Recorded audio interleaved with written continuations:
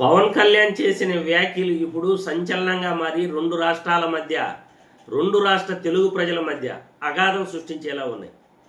పవన్ కళ్యాణ్ ఎప్పుడు కూడా రెచ్చగొట్టే వ్యాఖ్యలే చేస్తుంటాడు. ఆయన తెలిసి మాట్లాడతాడా తెలియకుండా మాట్లాడతాడా అసలు అర్థమే కాదు.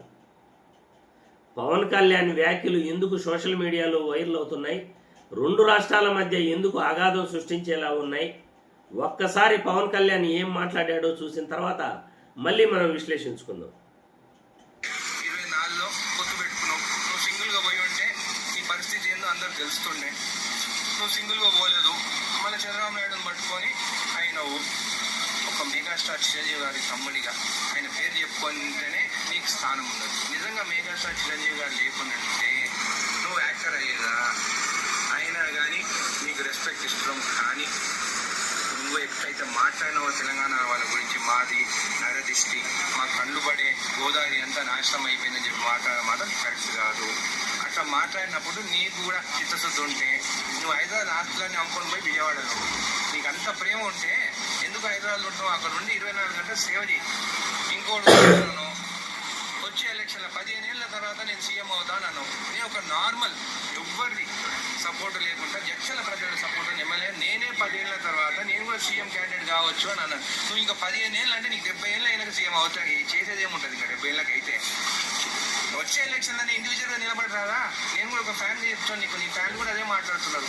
ఎందుకు ఒకరితో పొత్తు ఇండివిజువల్ నిలబడి గెలువు. నేను కూడా చెప్తున్నాము, మా నరదిష్టి ఉండదు, నువ్వు కావాలనే కోరుకుంటాం. మేము బిజినెస్ కోసమే హైదరాబాద్, కానీ తెలంగాణ వాళ్ళ కళ్ళు మాత్రము మేము నరదిష్టి పెడతామని చెప్పి మాట్లాడేది మాత్రం కరెక్ట్ కాదు.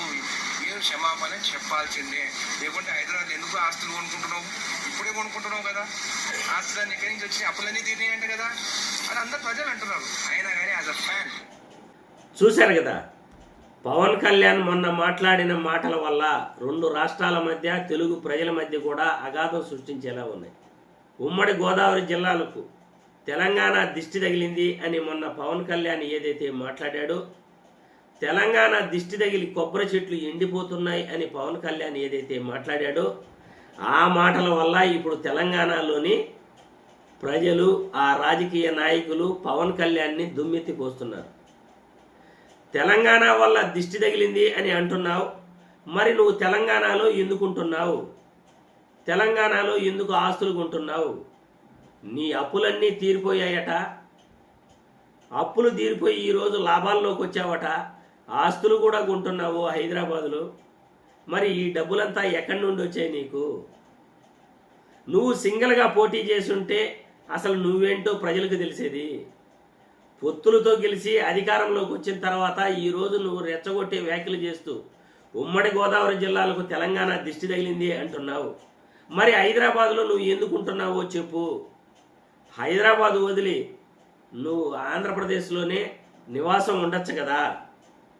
మరి తెలంగాణ దిష్టి వల్ల ఆంధ్రప్రదేశ్కు, ఉమ్మడి గోదావరి జిల్లాలకు నష్టం జరుగుతుంది అనుకుంటే నువ్వు హైదరాబాదులో ఉండద్దు అంటూ జడ్చర్ల ఎమ్మెల్యే అనిరుద్ రెడ్డి మాట్లాడిన మాటలు ఇప్పుడు సోషల్ మీడియాలో వైరల్ అవుతుంది.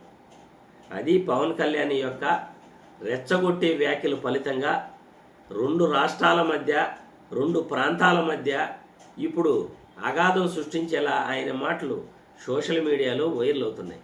మరి పవన్ కళ్యాణ్ చేసిన రెచ్చగొట్టే వ్యాఖ్యలు, తెలంగాణ దిష్టి తగిలి ఉభయ గోదావరి జిల్లాల్లో కొబ్బరి చెట్లు ఎండిపోయాయి అనే మాటలు సమంజసమా? కామెంట్ల రూపంలో మీ అభిప్రాయాన్ని తెలియజేయాల్సిందిగా నేను వీడియో ద్వారా కోరుతున్నాను.